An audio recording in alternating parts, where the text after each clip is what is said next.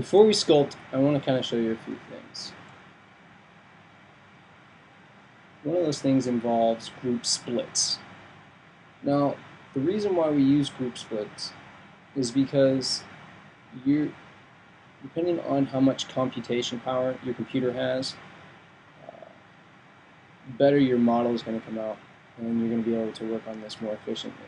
The problem is because we raise the subdivision levels so high, sometimes we need to get certain detail in our models, it eats up a lot of computer power and computation. So we'll separate these to make our management of our time much better. And by individually working on these pieces, we do that.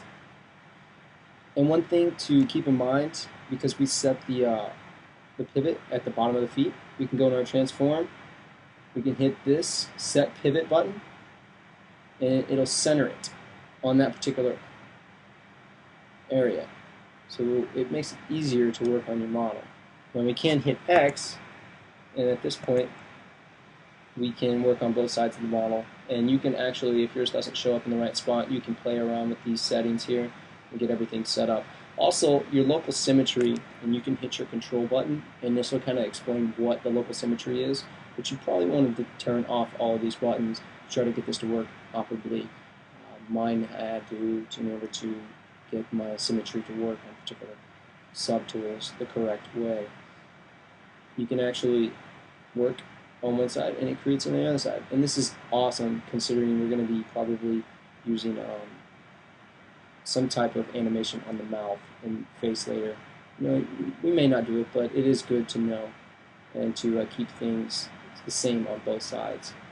But we're going to go ahead and throw this back up to the normal area that it was at. We'll hit frame. Something else to keep in mind as we went through all this,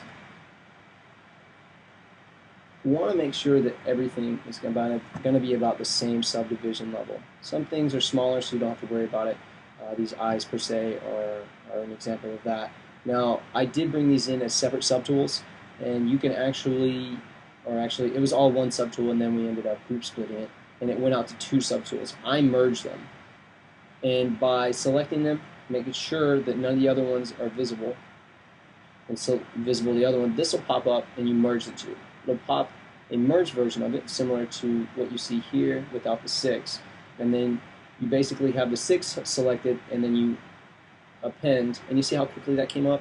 This is a huge plus whenever you try to make sure that you consolidate this area, you know, make sure everything's in good working order. The more meshes that you have in here, the longer it's going to take for your append tool to open up. But basically you append it, it comes in here as a piece, and you still have all the subdivision levels, which is really cool. And I can actually divide these up a little bit higher if you wanted to. I'm not going to do any detail on them for the sake of this tutorial. Something else to give you a better understanding of is the decimation master. Now, I've actually decimated this face, and you can see it through the poly frame, and it throws triangles in here. Plus you have the quads, which I actually used the mask to cut out some of this area because I didn't want it to be decimated, so that you could see some of the more finer detail, and you're going to have to mask it, similar to this. Whatever areas have the finer detail in it, you will have to mask. But we'll delete that for now. Kind of show you what the decimation master is all about. Basically, it's in your Z plugins once you've downloaded it from the ZBrush online. And we'll go into it really quick.